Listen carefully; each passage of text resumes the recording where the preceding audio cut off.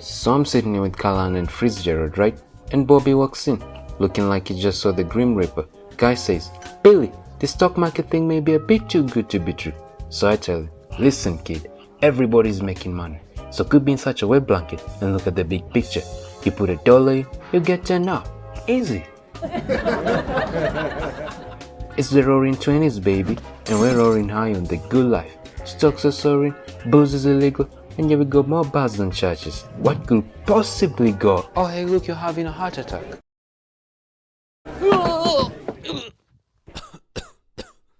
Yeah, what could possibly go wrong?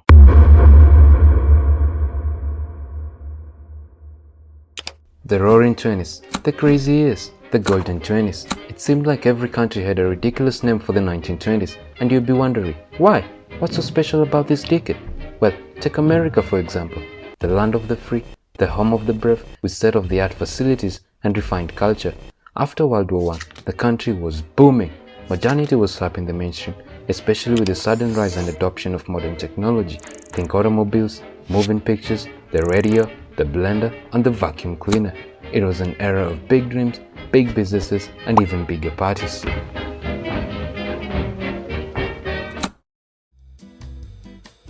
Well folks, we've done it. The company's valuation is soaring and it's projected to keep climbing over the next few months. Stocks could also go down, you know. Jesus Christ, Ron, read the room, buddy. And you're still wondering why Jessica left you. If you were rich, you were insanely rich. If you were middle class, you thought you were rich. And if you were poor, well, at least you had just. Unlike the rest of the world, America wasn't just making money, it was swimming in it. Factories were churning out more goods than ever before. And with the rise of mass market advertising, consumer demand went through the roof. People were buying so much stuff that the economy was about to explode. Meanwhile, prohibition was in full swing, which meant alcohol was completely illegal, except for the part where it wasn't. Speakeasies popped up faster than cops could shut them down, and the average American was consuming more illegal booze than legal water. Man, I love booze. Oh dear, I don't think there's anything better than booze. And this illegal shit is fine shit. You wanna know what's even finer than illegal shit? Oh bloody yes I do. Stocks. And just like that, a new addiction was sweeping America. Buy, buy, buy, buy. Come on, don't be shy. Stocks only go up. So buy, buy, buy, and buy, buy, buy, they did. Americans were purchasing stocks shamelessly. Their neighbors were buying, their barbers were buying, even their grandma was in on it. So have at it. But I don't have any money. Then you, my friend, need a loan. You get a loan, and you get a loan, and you get a loan. Everybody gets a loan. Meet the man, the myth, the legend, Charles Michel, better known as Sunshine Charlie. Why? Because if you walked into his bank broke, he'd shine a ray of sun on your face, making sure you left the bank with a smile and a mountain of debt. As CEO of the National City Bank, Sunshine Charlie pioneered the art of loan first, questions later. He made borrowing easier than ever, and Sunshine Charlie was Sunshine Charlie no more, because I like to call him the salesman of debt. And Charlie wasn't the only salesman of debt in town. Banks all over the country were lending like never before. Hey, I don't have a job and my history of paying debt is complete debt, but I was wondering if I could maybe get a loan? Say no more. So people took this free money and started businesses, bought homes for their growing families, funded groundbreaking medical research, donated to the poor, and uplifted society. Hey, cut that out. That sounds historically inaccurate. Oh, here's what they actually did. Take it. Take all of it. Speculation fever had fully taken over. People were throwing money at stocks like it was a casino game, and somehow it kept working until, wait a minute, this seems kinda sketchy. These companies are obviously not worth this much, right?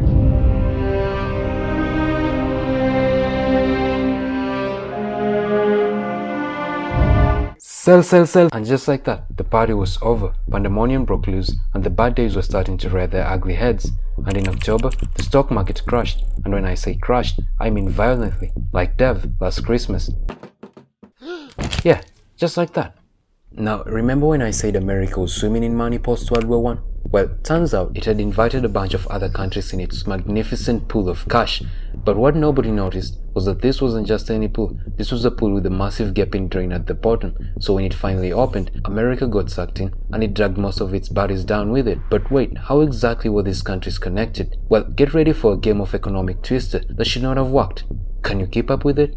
Here we go. After World War I, Germany owed Britain and France a ridiculous amount of money in war reparations. Money it did not have. Britain and France in turn owed America a ridiculous amount of money that had been loaned during World War I. So America lent money to Germany, who owed Britain and France a ridiculous amount of money in war reparations. And Germany used it to pay Britain and France the ridiculous amount of money they owed them in war reparations. And since Britain and France owed America the ridiculous amount of money that had been loaned during World War I, they took the money Germany had paid them, which was really just the money America lent to Germany, and paid it right back to America because they still owed America a ridiculous amount of money from World War I. You get the point. So now we have this global finance house of cards that only works as long as one thing keeps happening. America keeps lending money. But throwing money around in Europe wasn't the only thing America was doing. It was playing a much bigger game on the global stage. America was investing heavily in Latin America, getting cozy with China, keeping an eye on Japan, controlling half the world's industrial output. America was basically the world's banker, factory, and sugar daddy all at the same time. Now, as long as America kept the money printer going, things were fine. But what if, and I'm just throwing this out there, what if something went horribly wrong?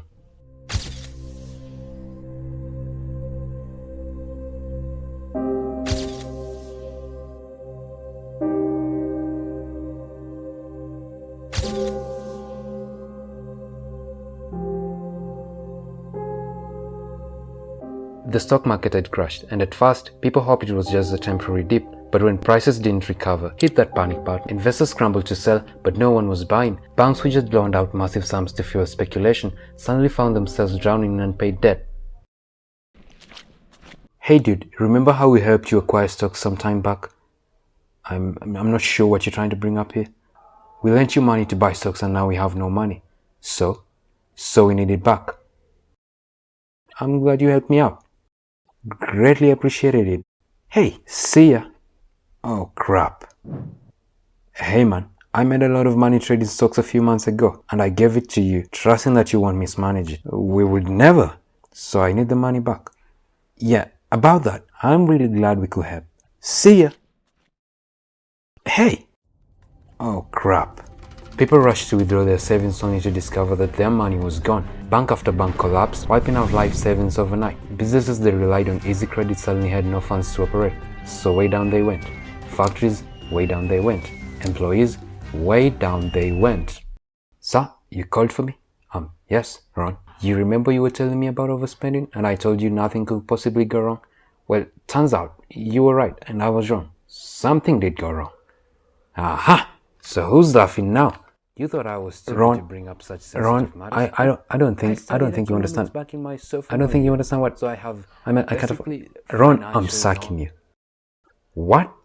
You're fired. What the fuck? Without jobs, people couldn't pay their mortgages or buy goods. With fewer customers, businesses failed even faster. What had started as a financial crisis quickly spiraled into an economic disaster.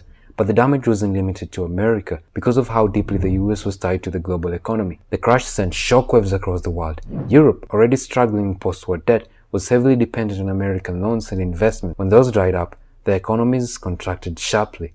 America had been the world's biggest lender, and now that money was gone. With the economy in shambles, the US government had a brilliant idea. Let's protect American businesses by making foreign goods more expensive. Because if there's one lesson we ought to have learned from history, is that trade wars don't always go well. But we haven't. Yes. So America passed the Smoot-Hawley Tariff Act of 1930. They're doing what? Raising duties on goods we export to their country, sir. Well, Sigmund, desperate times call for desperate measures. Hey man, we just heard about your little Smoot-Hawley stunt. Brilliant move, really. Nothing like crippling global trade. And we figured we might return the favor. Consider this an official notice that your precious exports, yeah, we're jacking up prices on those too. Those sons of... Just like that, the world's economies collectively decided to self-sabotage because nothing of us a 10-year-long depression like making sure nobody can buy or sell anything. Well, it can't get any worse than this. Hold my beer.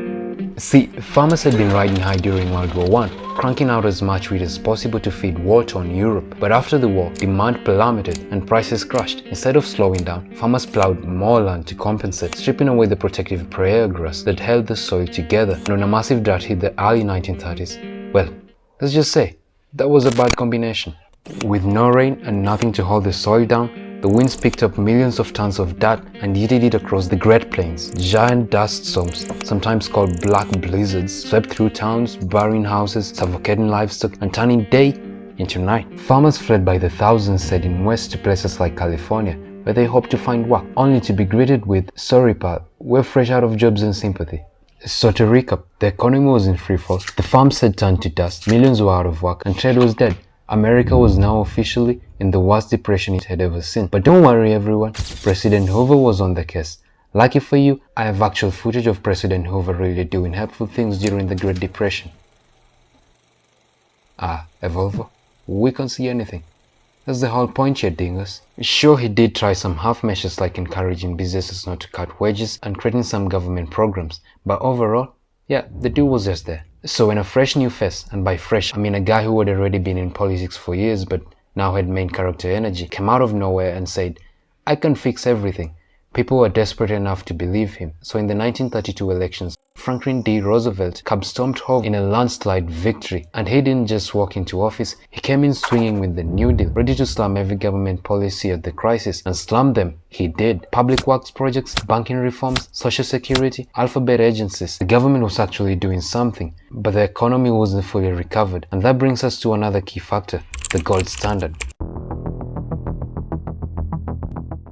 Back in the day, most countries backed their money with gold, meaning you could technically exchange your cash for actual gold. But in a depression, when people hoard money, it limits how much the government can spend to fix things. So what's the solution? Ditch the gold standard. Sir, that's ridiculous. Get the hell out. Countries like Britain that ditched the gold standard early recovered faster because they could print more money. More money meant they could stimulate their economies. So you get the point. The countries that stuck to their gold for too long, like France, just suffered longer. Ditch the gold standard. Sir, that's ridiculous. Okay, Germany's economy on the other hand was in the gutter. The people were starving, inflation had run wild, and democracy, that wasn't working out as well. We need help. I can help. I will fix everything, and I will restore German pride and do some very horrible, despicable things along the way. And so, as the Great Depression crushed economies worldwide, authoritarian leaders started popping up left and right, promising strength, stability, and dictatorship. This sets the stage for something very bad in the near future.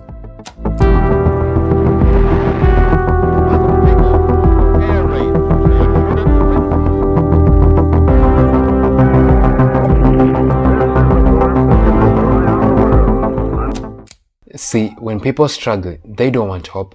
They want someone to blame. And Hitler? I have plenty of people to blame. He ignored the Treaty of Versailles, rebuilt Germany's military, and went on a land-grabbing spree.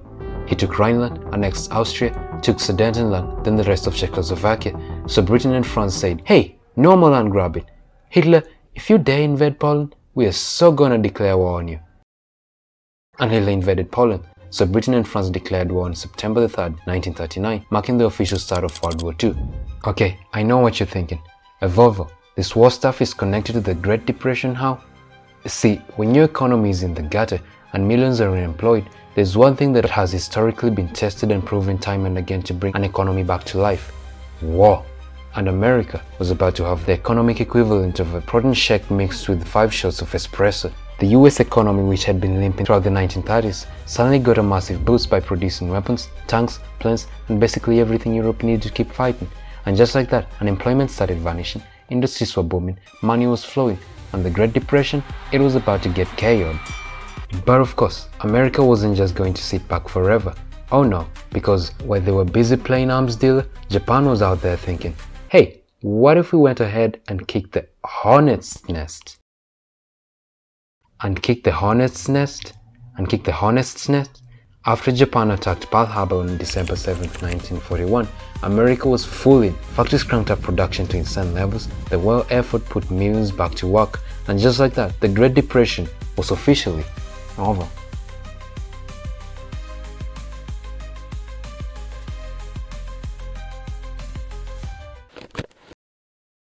Yeah, that's it. Thanks for watching. See you in the next video. See you in the next major project. It was a good one. Be sure to subscribe.